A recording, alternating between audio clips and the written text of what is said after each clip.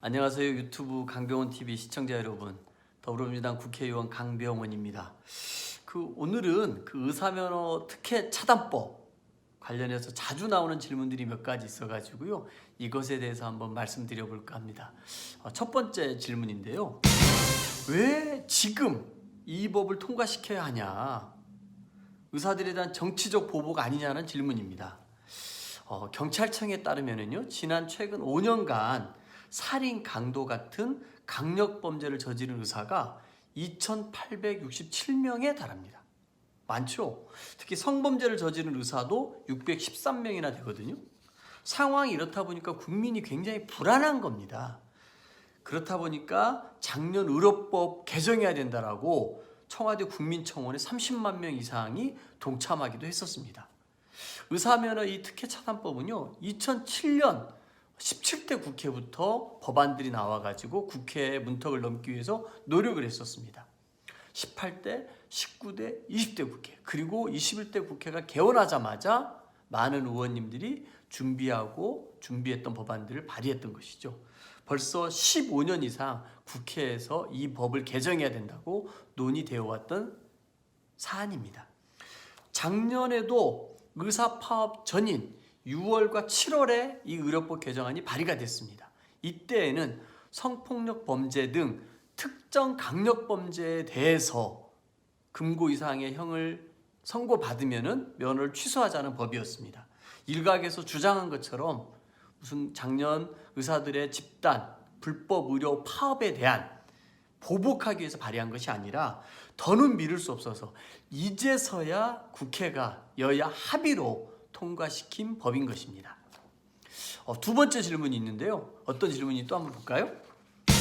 이번 개정안은 의사만 해당되는 것인가요? 라는 질문인데요. 아닙니다. 의사만 해당되는 법이 아닙니다. 현재 의료법에서 규정하는 의료인은 의사, 한의사, 치과의사, 그리고 간호사, 조산사인데요. 이분들도 모두 개정되는 의료법에 규정을 받습니다. 아울러 의료법을 준용해서 적용하는 간호조무사, 안마사도 해당됩니다. 의사만 염두에 둔 법이다?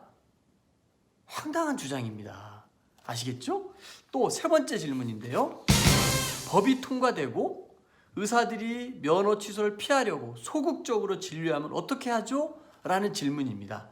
그래서 이 보건복지 상임위 논의 과정에서 여야가 합의로 의료 행위 중에 업무상 과실치사상 죄를 범해서 금고 이상의 형을 받은 경우에는 면허 취소 사유에서 제외를 했습니다. 왜냐하면 의료 행위라는 게 이 인간의 몸을 상대로 하는 것이기 때문에 이 특수성과 전문성이 있습니다. 그래서 그러한 의료 행위에 대해서는 면허 취소에서 제외했기 때문에 이런 주장을 하시는 것들도 전혀 근거 없는 주장이라고 생각됩니다. 이것도 이해가 되시죠? 네. 네 번째 질문인데요. 의사 말고 다른 전문 직종도 이렇게 엄격하게 자격 제한을 두나요? 이런 질문입니다. 당연히 두고 있습니다. 먼저 변호사, 공인회계사, 세무사, 변리사, 법무사처럼 국가가 자격을 관리하는 전문 직종은 모두 금고 이상의 형을 받으면 자격이 취소가 됩니다. 의사가 2000년 의료법이 개약되면서 21년 넘게 특혜를 누려왔던 것이고 의사만 예외적으로 특권적인 지위를 누려왔던 것입니다. 국회의원도 마찬가지입니다. 만약 선거법 위반으로 100만 원 이상의 형을 받으면 국회의원직이 날아가잖아요. 그게 아니다 할지라도 일반 형사법으로 벌금 500만 원 이상 벌금을 받으면 의원직도 잃게 되고요, 5년 이상 선거에도 나갈 수 없게 됩니다. 징역이나 집행유예를 받으면 10년 동안 어떤 선거에도 나갈 수 없습니다. 의사보다 더 강력한 제재를 국회의원들도 받고 있는 겁니다. 의사만 해당된다? 옳지 않습니다. 의사에게만 이 법이 적용된다? 다 가짜 뉴스입니다. 다섯 번째 질문입니다.